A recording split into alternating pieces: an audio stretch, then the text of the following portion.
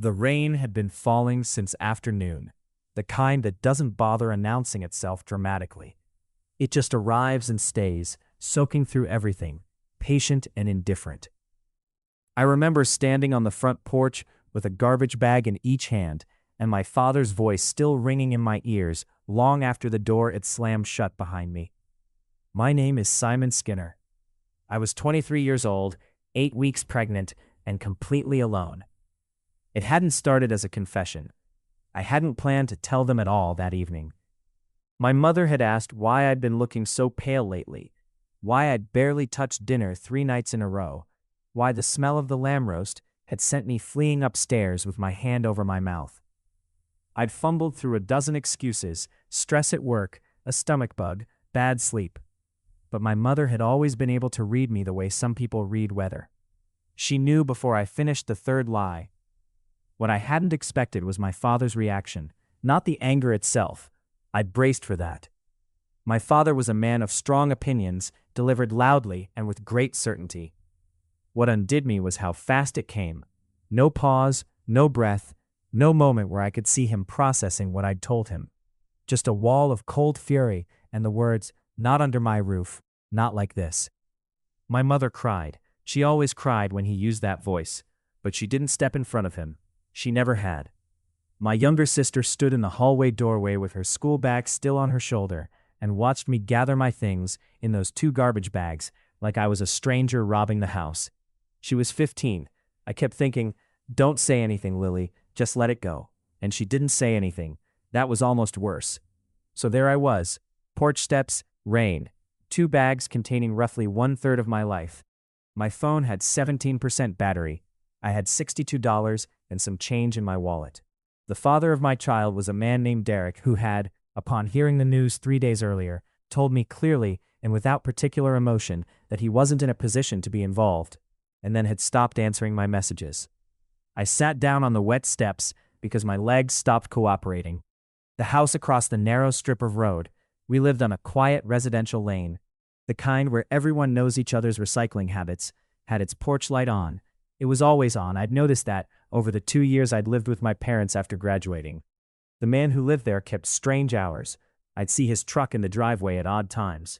Sometimes I'd catch him in the early morning, sitting on his porch with a coffee mug, not looking at his phone, just looking at the street.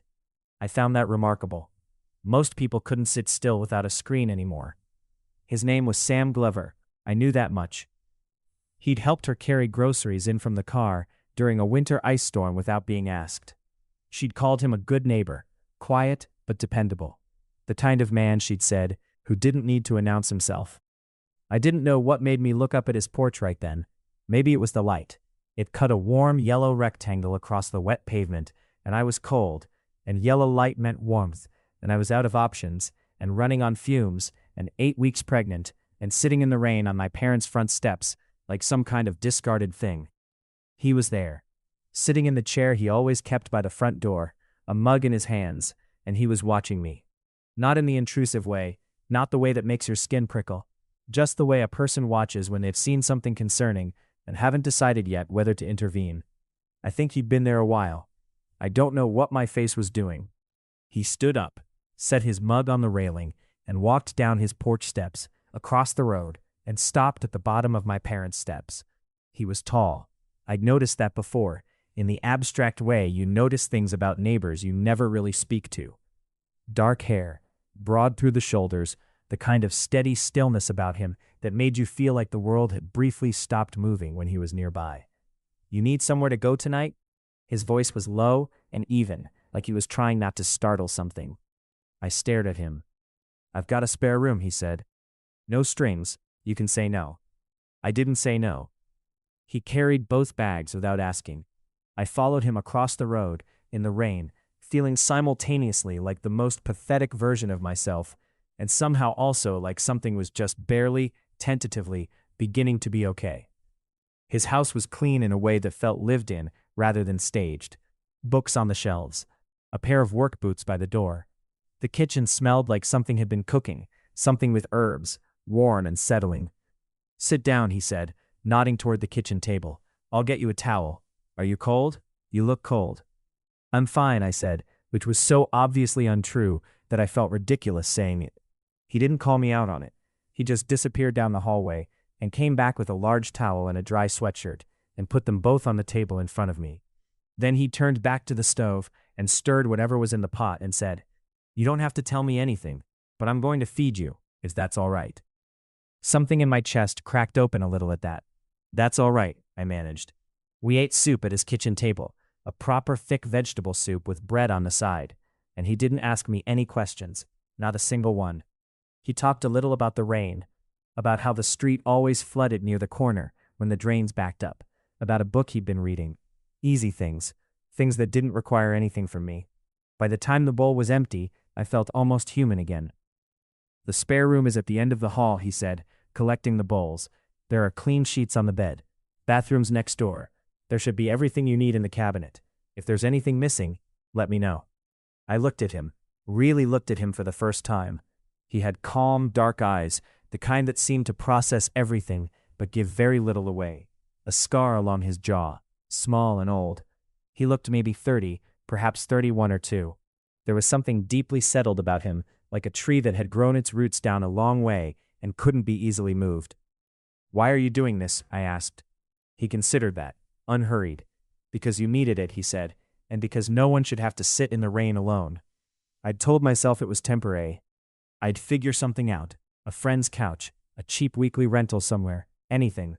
My brain was already busy constructing an exit strategy, even as I lay in Sam Glover's spare bedroom, staring at the ceiling and listening to the rain on the window. But morning came, and with it, nausea so violent I barely made it to the bathroom in time. I sat on the cool tile floor afterward, cheek pressed against the cabinet, and I heard a quiet knock on the bathroom door. "Simon," his voice, steady, "there's ginger tea on the counter when you're ready. Take your time." I don't know why that made me cry. I'd held it together through the soup and the clean sheets and his careful, undemanding company.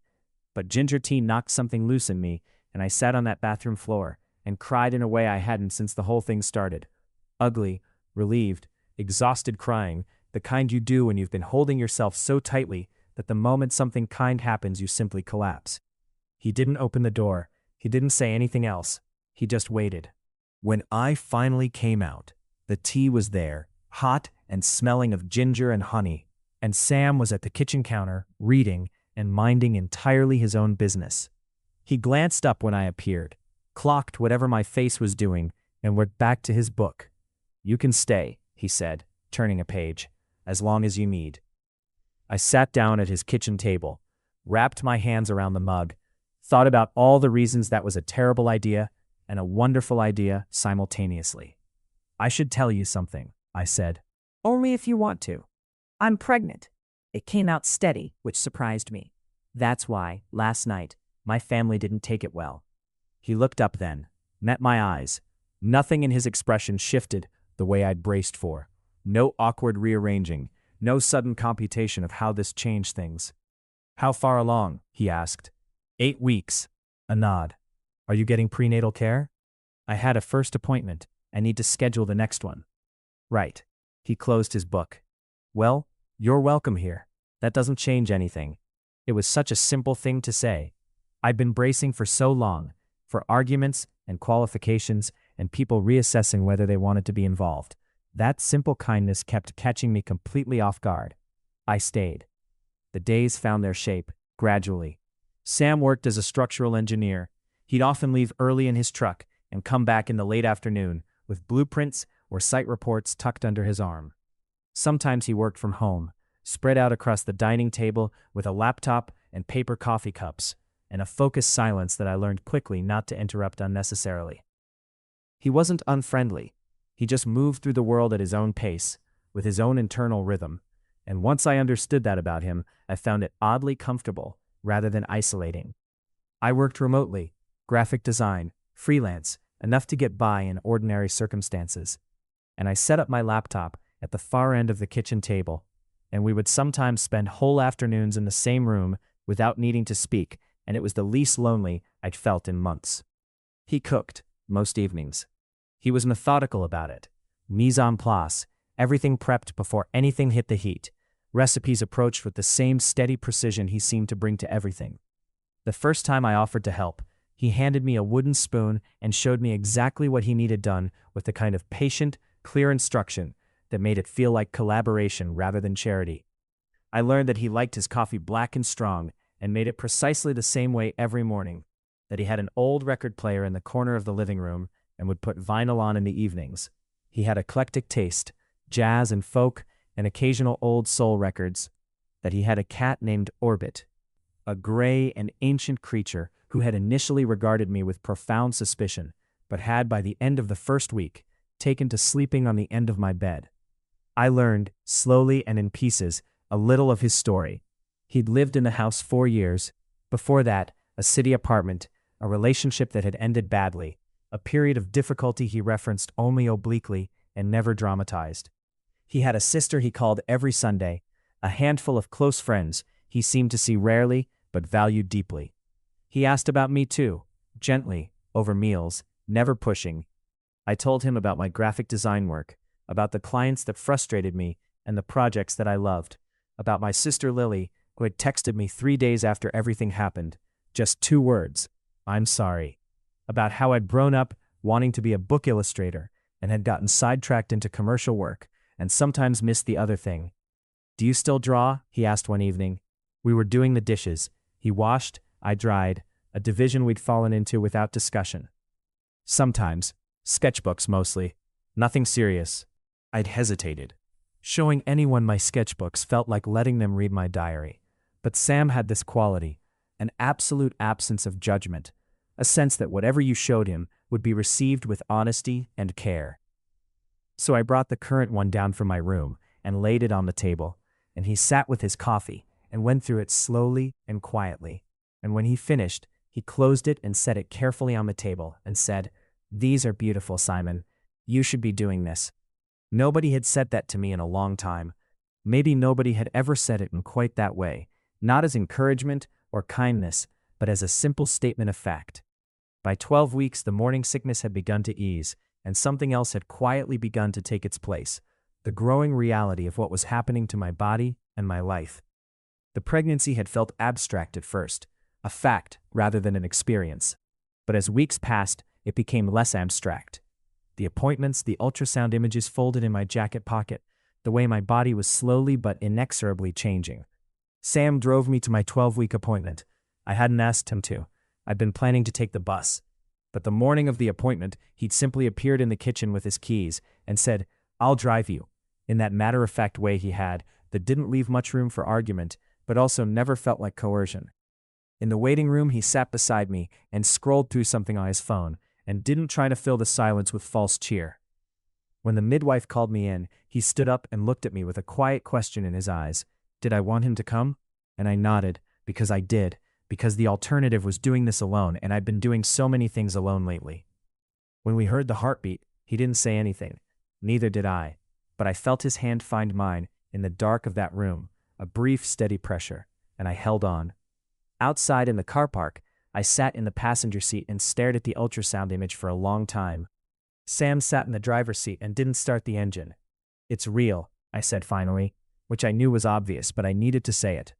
"It's real," he agreed. "I'm terrified." "That makes sense." I turned to look at him. The morning sun was coming through the windshield and catching in his dark eyes and making him look, just briefly, softer than his usual contained self. "Are you okay with this?" I asked.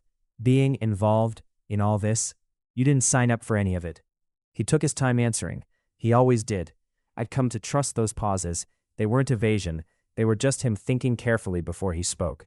"I didn't sign up for it," he said. "And you're right that I didn't expect it. But I don't feel like I made a mistake, Simon. I feel like—" He paused again, and something shifted in his expression, something that moved too fast for me to name. "I feel like you being here has made things better. For me.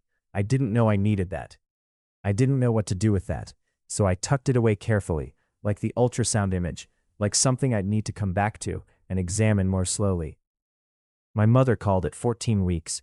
I was sitting on Sam's back porch with a mug of the decaf tea I'd switched to, and the afternoon was golden and warm, and Orbit was sitting next to me with his tail curled around his feet, and Sam was inside somewhere, and my phone lit up with my mother's name, and I stared at it for 3 rings before I answered.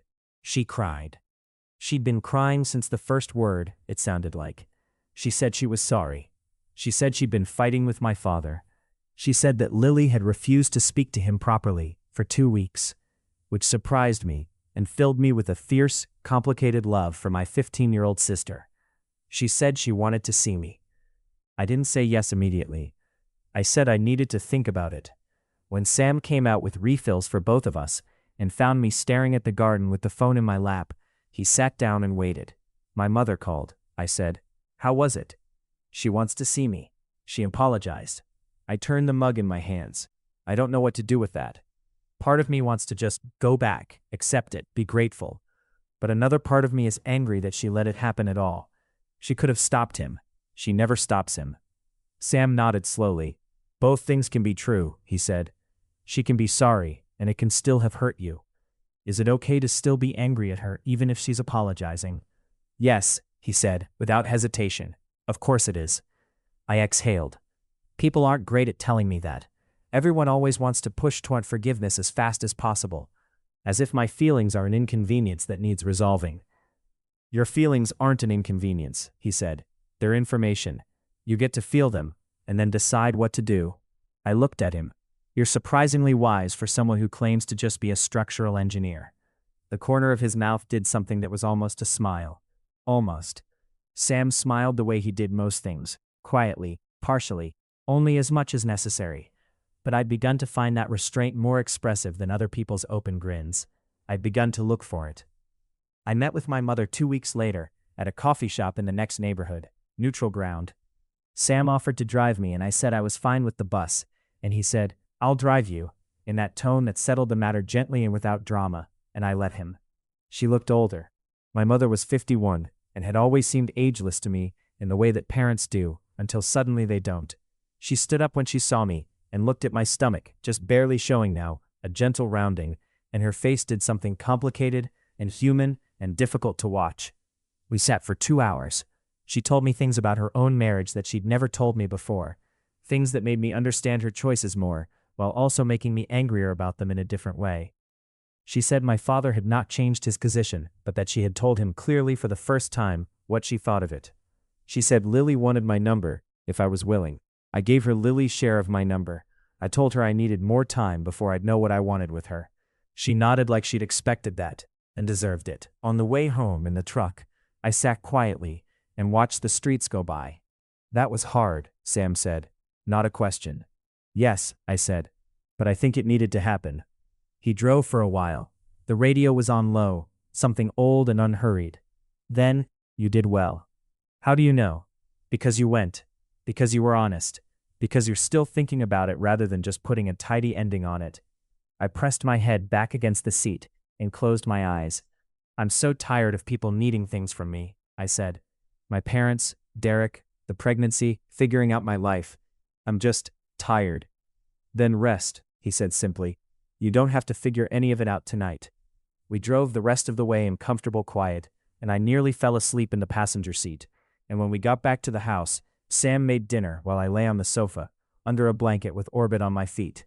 And at some point, I realized that this unremarkable, gentle evening was the safest I'd felt in years, maybe longer, maybe ever, in a way that was entirely mine and not a product of someone else's conditional love. Something was shifting between us. I noticed it in small ways before I was willing to name it. The way he'd started putting my tea on the counter before I'd asked, timed perfectly to when I usually appeared in the morning, groggy and slow. The way he'd glance over from the stove sometimes when I laughed at something I was reading. Just a glance, not lingering, but there. The way I'd started listening for the sound of his truck in the driveway in the evenings, finding it harder to concentrate until I heard it. I noticed how, when I moved through a room he was in, there was always a small, subtle awareness of where he was. Not uncomfortable, the opposite of uncomfortable, like knowing where north was. The problem was that I didn't trust myself. I was pregnant and homeless and had recently had the sort of catastrophic personal year that makes a person cling to whoever is nearest and call it love. I knew that. I'd read enough to know that intensity and proximity create feelings that don't necessarily mean what they feel like they mean. Sam had been nothing but kind to me. That was not the same as something more. And even if there was something more, Even if he felt some fraction of what I was beginning to feel, I couldn't ask that of him. A pregnant 23-year-old with complicated family dynamics and no fixed future, and someone else's baby on the way, was not anyone's idea of a low-stakes situation. So I did what I thought was reasonable. I held it carefully and kept my distance, and tried to be grateful for what existed, rather than greedy for more. That worked roughly until the night I had the nightmare. It was one of those dreams that feels entirely real. The quality of the light exactly right, the sounds too detailed to be invented. In it I was alone in a hospital corridor, and there were people walking past, but none of them could see me, and I was calling out, but my voice produced no sound. The baby was there in my arms, but I couldn't quite look at its face, and every time I tried to, the light shifted. I woke up gasping, disoriented, heart pounding so hard it felt visible. It was 3 a.m. The house was dark and quiet, except for Orbit's small snoring from the end of the bed. I lay there for a long time, trying to slow my breathing, but the residue of the dream kept clinging. The feeling of invisibility, of calling out and not being heard. I don't know what made me get up. I wasn't going to knock on Sam's door. I wasn't. But I found myself in the hallway, and then in the kitchen, getting a glass of water, and then not going back to my room. I sat at the kitchen table in the dark for a while, and then I heard him. He appeared in the kitchen doorway in a gray sleep shirt and old track pants, hair disordered, blinking at the dark. "Simon?" His voice was rough with sleep. "What's wrong?" I didn't mean to. Go back to sleep. He ignored that. He came to the kitchen, put the kettle on without turning on the main light, opened the cupboard by feel and found the right tea, and then came and sat across from me at the table, and just waited. In the dark, with the small orange glow of the kettle's indicator, the only light. "Nightmare," I said after a while. "Bad one?" "Bad enough." "Want to talk about it?" "Not really. I stopped, tried again. I'm scared, Sam, about all of it. About doing this alone. About being a father when I can barely, when everything feels so unsettled. What if I'm not enough?" He was quiet for a moment. The kettle clicked off and he got up and made the tea without rushing, and set both mugs down and sat back across from me.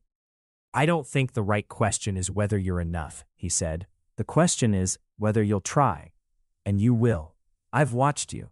The way you've handled everything since you've been here. You're not a person who gives up. You're terrified and exhausted and dealing with things that would undo most people, and you're still here. You're still trying." I stared at the mug. My eyes were burning. "What if it's not enough just to try?" I said. "Then you try differently. You find what's missing. You ask for help when you need it." A beat. "You don't have to do this alone, Simon." Something about the way he said it, quiet, plain, completely without performance, broke through all my careful keeping of distances, and I looked up at him across the small dark table, and I said, "I don't know what I would have done without you. You would have figured something out. Maybe, but I'm glad I didn't have to." He looked at me then, really looked, and whatever was in his expression, I felt it land somewhere central and irreversible in my chest. "I'm glad too," he said, and he held my gaze long enough that there was nothing ambiguous about what he meant. Neither of us moved. The clock on the wall measured the silence in small, unhurried ticks, and I thought, I am going to have to make a decision about this, and I am going to have to make it honestly, without letting fear dress itself up as caution. "Sam," I said. "Yeah?" I think I stopped, started over. "There are a lot of reasons why this would be, why it's complicated, why you shouldn't." "I know the reasons," he said. "Do you? You're going to tell me you're pregnant with someone else's baby, that you've only been here a few months, that everything is uncertain, that you might be feeling things because of the circumstances rather than what they actually are." He said it without edge, simply laying it out. I blinked. "Is that not enough to give you pause?" "It gives me pause," he said. "It's not enough to change how I feel." The quiet stretched out again. Orbit had padded in at some point and was winding around the legs of my chair. "How long?" I asked. He considered. "I'd be lying if I said I noticed you for the first time that night. You've been across the road for 2 years, Simon. I noticed you." Something warm moved through my chest, tentative and enormous. "And the pregnancy," I started. "Doesn't change it," he said. If anything, he paused, and for the first time I saw him struggle slightly with the right words, which from him felt significant. "I've wanted something like this for a long time, something real, something that requires something of me, not because it's easy, but because it matters. A pregnant 23-year-old is definitely not the easy option, I said, and my voice came out slightly unsteady. No, he agreed, and the corner of his mouth moved. But you're not just a situation to me, Simon. He stopped. You're you. I stood up from the table. He watched me, still, measuring. I walked around to his side of the table, and he turned his chair slightly, and I sat on the edge of the table, and we were close, genuinely close for the first time. And his hands came up and rested lightly on either side of me, on the table surface, not touching, asking. This is terrifying, I told him. Yes, I don't have any of it figured out. Neither do I. But I want to try, I said, if you do. Simon, he said quietly, I've wanted to try since you walked across the road in the rain with everything you owned in 2 garbage bags and broke my heart a little. I didn't have anything to say to that, so I leaned forward and closed the distance between us and kissed him for the first time, and he kissed me back slowly and surely, like a man who had been patient and had decided that patience had carried him as far as it needed to, and who was now, finally, exactly where he wanted to be. We didn't rush. That felt like it was both of us, by instinct, Sam by temperament, and me because I was learning to trust the pace of things that were real rather than the speed of things that were just urgent. We were careful with each other. He asked before he reached for my hand. I checked in when I thought something I'd said might have landed strangely. We talked, sometimes late into the evenings, about things that mattered and things that didn't, about our histories and our hopes and our mutual bafflement at certain aspects of the world. I discovered that he had a dry, quietly devastating sense of humor that only emerged in small increments, and that once I started noticing it, I couldn't stop. He had been in love once, properly, a few years before. The relationship had ended for reasons that were genuinely nobody's fault, a mismatch of what each of them needed, discovered too late. He'd taken a long time to recover. Not from heartbreak exactly, he said, but from the particular loneliness of having built something with someone and then finding yourself alone in the wreckage of it, uncertain which parts of the structure had been real. I understood that more than I expected to. We had dinner with his sister, Clara, at the house, 6 weeks after what I privately thought of as the kitchen night. She was a year older than him, sharp and warm, and immediately visibly suspicious of me in the way that someone who loves her brother well would be suspicious of anyone new. She watched me across the table with the kind of assessment I found myself respecting rather than resenting. By the end of the meal, she'd asked me 3 pointed questions about my plans, listened to my answers carefully, and then said to Sam, "He's sensible," with the air of someone granting a significant concession. Sam's expression was deeply neutral. "Thank you, Clara. I didn't say that to you." I liked her immensely. My sister Lily and I had been texting for several weeks by then, cautious at first, then with increasing ease. She was 15 and furious at our father, and dealing with the unique difficulty of being the one left inside a household that had done something wrong, and she needed someone to talk to. I tried to be that without putting her in the middle of adult complications she shouldn't have to carry. It was imperfect, but it was something. I hadn't spoken to my father. I wasn't ready. I didn't know if or when I would be. Sam didn't push me in any direction. He just said, "Whatever you decide, I'll support it," and meant it without any weight of opinion underneath. At 20 weeks, I had the anatomy scan. Sam came with me. He came to all the appointments now, without discussion, simply there, a steady presence at my side, in waiting rooms that I had stopped dreading quite so much. The sonographer was cheerful and professional, and moved the probe with practiced ease, and I lay there staring at the ceiling and then at the screen, and the image came into focus. The curve of a spine, the flutter of a heartbeat, the unmistakable outline of a small face, and I felt something enormous move through me. "Everything looks absolutely textbook," the sonographer said. "Beautiful scan." I looked at Sam.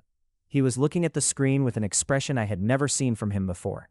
Not quite awe, not quite tenderness, something that encompassed both and was quieter than either. He looked like someone encountering something that required more than he had words for. He reached for my hand without looking away from the screen. "Hey," I said softly. He looked at me then. "What do you think?" I asked. He was quiet for a moment. Then, "I think," he said carefully, "that this is the most remarkable thing I've ever seen." On the drive home, I thought about the future in a way that didn't feel like fear for the first time. I thought about the small room at the end of Sam's hallway. My room. though the possessives in the house had been gradually, softly blurring. I thought about whether it could become a nursery, whether that was a conversation we were ready to have. I thought about what family meant when the one you were born into was complicated and fractured, and you were having to build the concept again from a different foundation. I want to talk about something, I said that evening. We were on the back porch after dinner, the summer evening still and warm, orbit on the fence post, regarding the garden with proprietary disdain. Sam looked at me, waiting. The baby needs a room. I said it matter-of-factly, because that felt like the right tone for it. My room, as it is, could work. Or, I've been thinking, if we... I stopped, rerouted. What I'm trying to say is that I don't know what we are, officially, and I'm not trying to rush anything, but I want to be honest about the fact that the practical question of space and the other question of where we're going, they're starting to overlap for me. And I think they might be for you too. He was quiet for a long moment. Long enough that I started to wonder if I'd miscalculated. Then he said, "Do you want to share a room with me?" The directness of it, characteristically Sam, made me almost laugh. "I think I do." "Then yes," he said, "I want that too." I exhaled. That was easier than I expected. "You were expecting something more dramatic?" "A little, maybe." "This isn't dramatic," he said. "I've known what I want for a while, Simon. I just needed you to know it too." I turned to look at him in the warm evening light. He had that quality of stillness that I'd come to love more than I thought possible. The sense of someone who had found his own ground and stood on it without needing to perform it. "I love you," I said, quietly, as simply as he would have said it. He looked at me, and the fullness of his expression in that moment was more than his face usually allowed, more unguarded and plain and uncomplicated. "I love you," he said, "Simon. I have for longer than made sense to say." I reached out and took his hand and held it in the warm evening. An orbit knocked something off the fence with a thump, and we both looked over. And Sam sighed in a deeply resigned way that was actually profoundly fond. And I laughed, and it was the simplest and most complete moment I could remember. My father called at 24 weeks. I almost didn't answer. I stared at his name on the screen for a long time, and Sam, who was nearby and saw, said nothing, just looked at me with that steady, open expression that meant, "Whatever you decide, I'm here." I answered. My father's voice on the phone was different from the voice I remembered from that night on the porch. Smaller somehow, less certain of its own righteousness. He said he'd been thinking. He said Lily had told him things, had said things to him directly that apparently had landed differently from anyone else's attempts. He said my mother had said things too. He didn't say he was wrong, exactly. My father was not constructed for that kind of direct dismantling of his own position. But he said he wanted, and his voice caught here, briefly, in a way that surprised me. He wanted to know his grandchild. I said I would think about it. I sat with that call for a week. I talked it through with Sam and with a counselor I'd started seeing, and with Lily in a long phone call that went in 3 different directions and eventually landed somewhere honest and useful. I talked it through with my mother separately. I let myself feel the anger and the grief and the cautious, unwilling tenderness that persisted in spite of both. Then I called my father back and said, "I'm not ready for things to be as though nothing happened. I need time.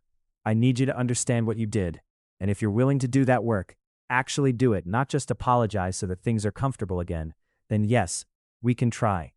He said, "Okay." I don't know what he does with that. I don't know what it becomes, but I know I said what was true, and I know that's the only foundation on which anything real can be built. The nursery took shape over 2 weekends. Sam painted it, a warm, quiet sage green that caught the light beautifully, while I sat in the doorway with a cup of tea and passed him things and made increasingly unhelpful suggestions that he received with magnificent patience.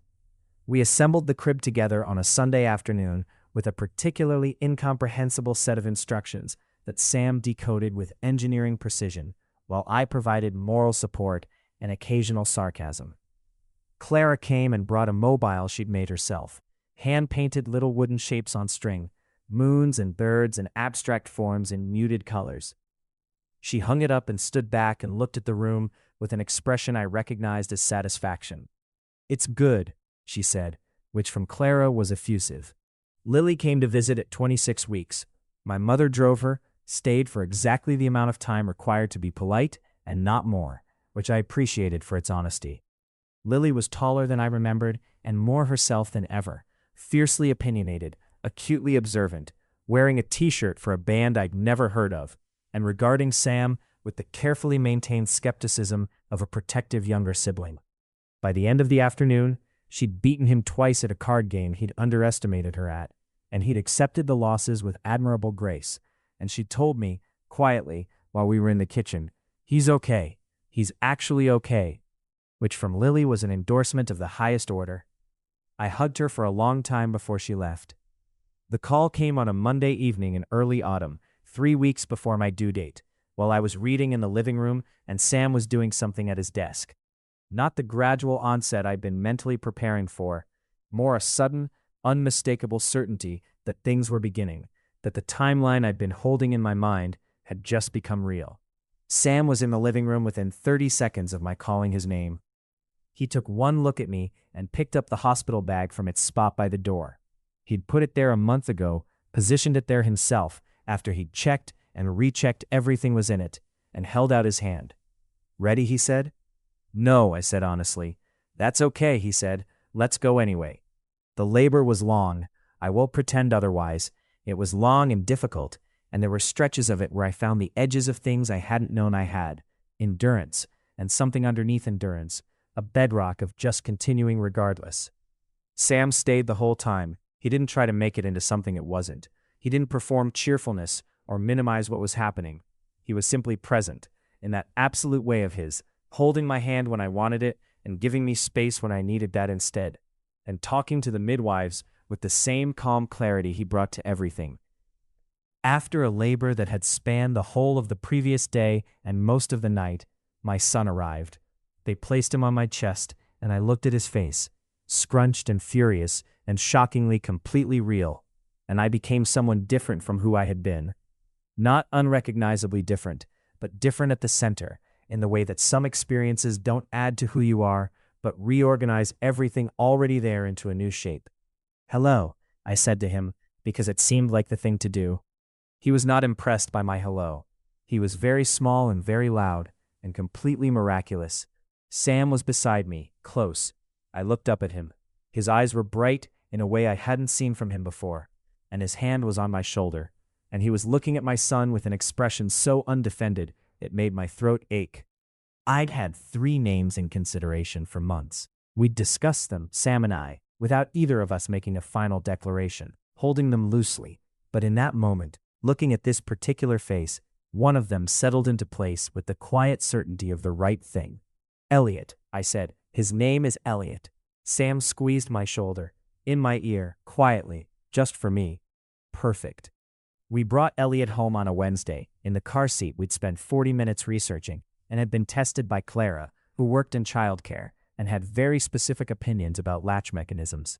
Sam drove with the particular caution of someone transporting something genuinely irreplaceable.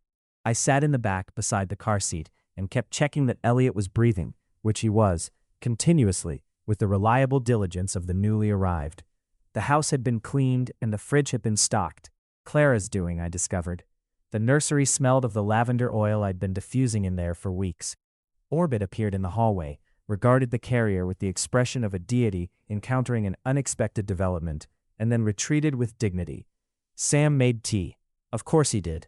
We sat in the living room in the afternoon light, Elliot asleep on my chest, and Sam on the sofa beside me, close enough that our shoulders touched, and everything was very quiet and very still.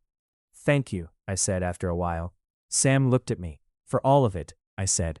"The night it started, every morning in between, being there last night, this," I gestured at the room, the house, the life that had accumulated quietly and steadily around me over the past months. I don't have the right words for how much this has meant. He was quiet for a moment, looked at Elliot's sleeping face, then at mine. "I keep thinking," he said slowly, "about what my life looked like before you came across that road. And it wasn't bad. I wasn't unhappy, but there was a kind of absence. Like a room where the furniture is arranged correctly, but the windows haven't been opened in a long time." I waited. "You opened the windows," he said simply. "I thought I might come apart at the seams, in the best possible way." I pressed my face briefly against the top of Elliot's small head and breathed, and then looked back at Sam. I think we should make this official, I said. Eventually. Not right now, not with any rush, but I want you to know that's what I want. He smiled. Not the half-smile I'd catalogued over months of watching, a full one, unhurried and genuine, transforming his face in a way that still caught me off guard. I've been wanting to say the same thing for a while, he said. I was waiting for the right moment. Was this not the right moment? A newborn on your chest and hospital bag still by the door? He considered. It's not the most conventional. Nothing about any of this has been conventional. No, he agreed, but it's been right. He reached over and tucked a loose strand of hair back from my face, a gesture so natural and familiar that it felt like it had been his for years. It's been exactly right. Elliot is almost 1. He has very strong opinions about mashed banana and crawls with extraordinary speed toward anything he's specifically been told not to approach, which suggests a personality that will keep everyone around him on their toes. He says several versions of things that might be words. Sam is convinced that what Elliot has been saying to Orbit for the past month constitutes genuine interspecies communication. My mother comes on the first Sunday of every month. She and Elliot have the kind of relationship that exists entirely between them, outside of the complications of the adult world, and I try to keep it that way for both their sakes. My father came to Elliot's almost birthday dinner last month and sat at Sam's kitchen table and was quiet in a way that felt like effort rather than distance, which is not nothing. We are nowhere close to where we might have been, but we are somewhere. I choose to count that. Lily is 16 and is planning to study environmental science, which seems exactly right. She visits when she can and is Elliot's devoted, slightly chaotic aunt, in practice if not yet in legal terminology. Sam has quietly become the big brother she wished she had, which I observe from a careful distance because I refuse to be undone by how good it is. Clara is planning to move closer. This is either wonderful or a very significant commitment of mutual patience, possibly both. Sam and I are engaged. He asked me on a Saturday morning in the kitchen, with Elliot on his hip and coffee going and Orbit underfoot, and no particular fanfare. He just slid a ring across the table toward me and said, I've been carrying this around for 3 weeks, waiting for the right moment. This is the right moment. And it was. Because the right moment wasn't an extraordinary one. It was a completely ordinary one, full of the ordinary things that had become, quietly and without my fully noticing, the architecture of everything I loved. I said yes before he finished the sentence. There is a thing I have thought about often in the past year, the question of what saves a person. The big dramatic interventions, the clean narrative rescue, those exist, sometimes. But more often what saves a person is something small and sustained. A porch light that happens to be on. A bowl of soup offered without conditions. A man who sits across a dark kitchen at 3 a.m. and says, without any performance or calculation, that you are not alone. I was 23 and pregnant, and standing in the rain with everything I owned in 2 garbage bags, and a family that had chosen its own comfort over me. And I was terrified in a way that went all the way down.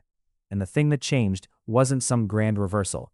It was a person who looked at all of that and decided simply that he was going to show up, day after day, for no reason except that he could, and because something in him recognized something in me, and because kindness, true, unsentimental, unglamorous kindness, is an act of will as much as anything else. Sam will roll his eyes at this characterization if he reads it. He will say that he just did what seemed obvious, and that I'm making it more than it was. He minimizes his own goodness in the way of people who are genuinely good, and therefore don't consider it remarkable. But I was there. I know what it meant. Some things begin in rain and garbage bags and a stranger's porch light. Some things become everything. This did. If you made it to the end, you're my kind of person. Leave a subscribe, comment down your favorite part of the story. And if you want early access to videos, exclusive content, or just want to support the channel, hit that join button right below the video. Even one member genuinely means the world to me.